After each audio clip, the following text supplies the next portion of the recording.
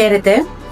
Σήμερα θα σας δείξουμε τον τρόπο τοποθέτησης των φίλτρων S03 και S04 της Aspis, τα οποία περιλαμβάνουν την συσκευή, το φίλτρο, το οποίο διαθέτει δίκτυο αντικατάστασης για να γνωρίζουμε πότε πρέπει να γίνει η αλλαγή του φίλτρου, το οποίο τοποθετείται πάρα πολύ εύκολα.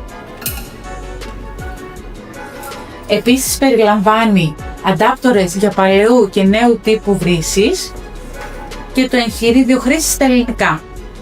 Για να τοποθετήσουμε την συσκευή μας στην βρύση, αφαιρούμε το φίλτρο βρύσης,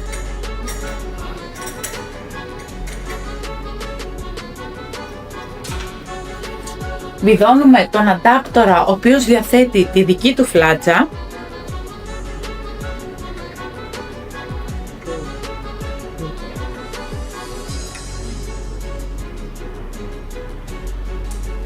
έπειτα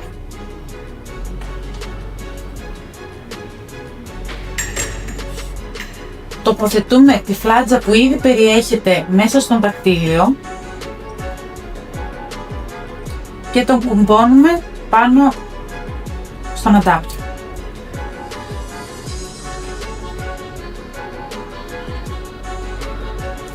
Το φίλτρο μας είναι έτοιμο προς χρήση και μπορείτε να το τοποθετήσετε οπουδήποτε πάνω στο πάκο σας βολεύει.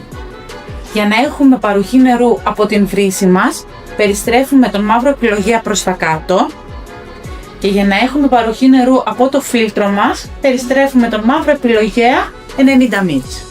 Ευχαριστούμε πολύ.